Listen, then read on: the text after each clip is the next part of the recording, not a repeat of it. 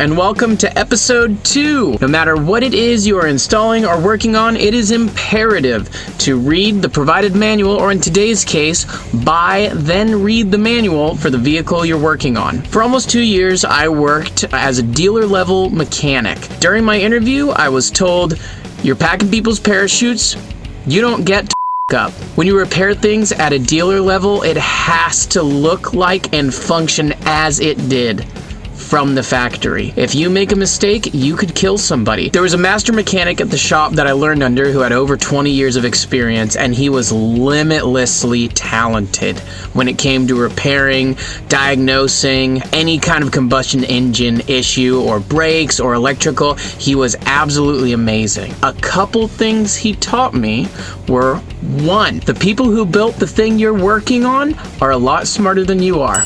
Read their manual.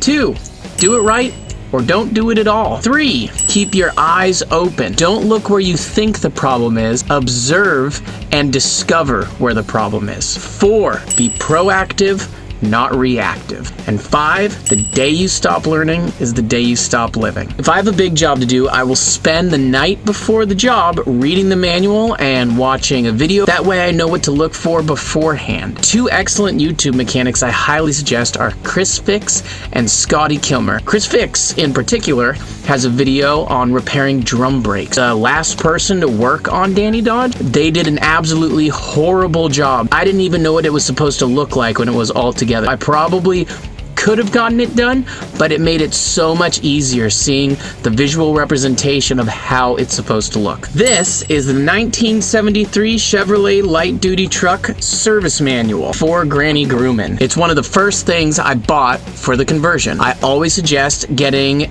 the original factory service manual over a third-party manual, as it's what the dealer mechanics of the day would use. Yes, they're more expensive, but I've seen plenty of aftermarket manuals that have completely improper information, as well as YouTube videos. There's a lot of them with very bad advice, and that can cause more damage than good. There are a couple parts of the manual that you should be very familiar with. 1, the table of contents. 2, the maintenance schedule. And 3, the troubleshooting section, which will either be its own chapter or a certain part of each chapter. Brakes, engine, electrical. It'll give you a diagnostic section, a trouble tree to figure out what's going on. Converting a van that is mechanically unsound can end up putting you in a money pit. Reviewing the table of contents can give you an idea of where to look when you're doing an inspection before converting the van. Get it running right, then convert it. Otherwise, you could end up with a lovely, expensive, oversized paperweight. Going over the maintenance schedule and performing each step at the appropriate intervals will save you so much time and money. Many parts on a vehicle can go for over 100,000 miles. Sometimes they fail for the very simple fact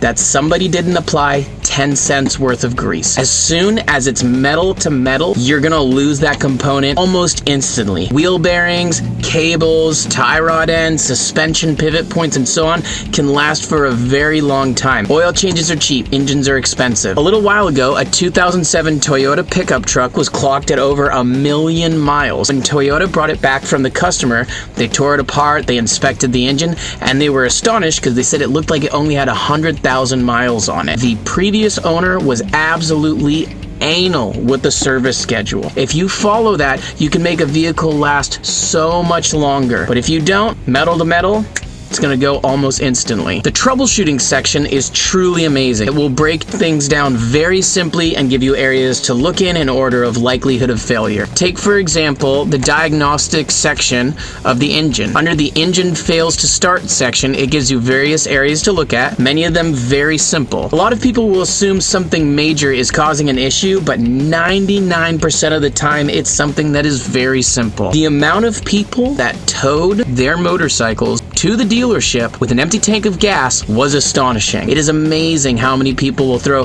spark plugs, wires, new filter, change all these things on their vehicles because they didn't take the time just to check if it had gas in the tank. Keep it simple, check the basics, follow the manual. Thank you again for watching. I really appreciate it. Stay tuned for episode 3, where I'll be covering planning and documenting the conversion process. Please don't forget to subscribe, and I'll see you soon.